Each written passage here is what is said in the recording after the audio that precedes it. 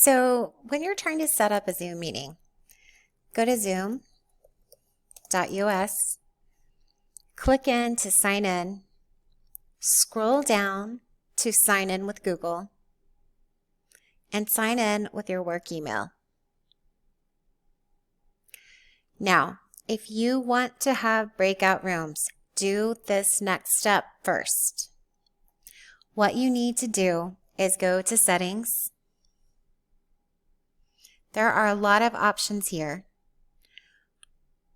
but go to In Meeting Advanced. Then right under In Meeting Advanced, under the second bolded subtitle, it says Breakout Room.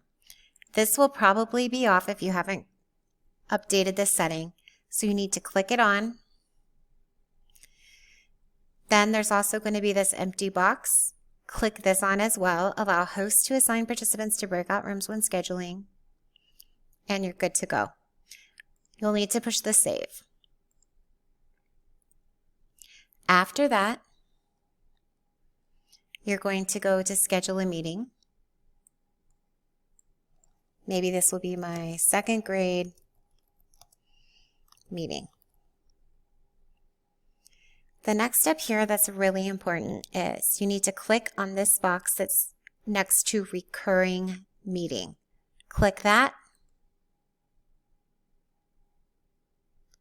Then you need to click on the recurrence, which is right below.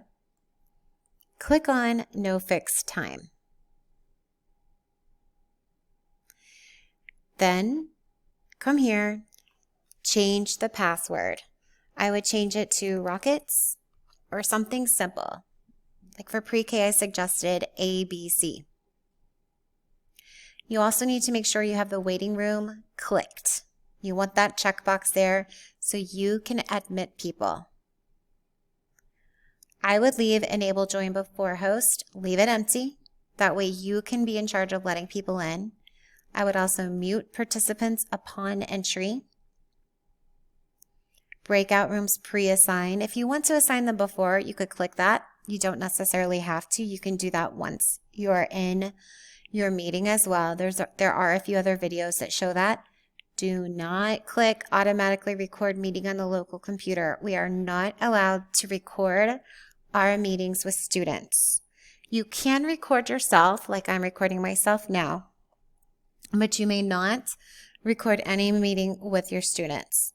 One thing that I accidentally went over that I forgot to share, make sure that the video here for yourself, the host, and the participants is off. Because if it's not, then the video will come on. The computer could, in theory, start with the video on, and we don't need to be seeing what's happening in other people's rooms. After that, you're going to click Save. Save will take you here. Copy invitation. So copy that invitation, copy it again. Then you can put it into your email.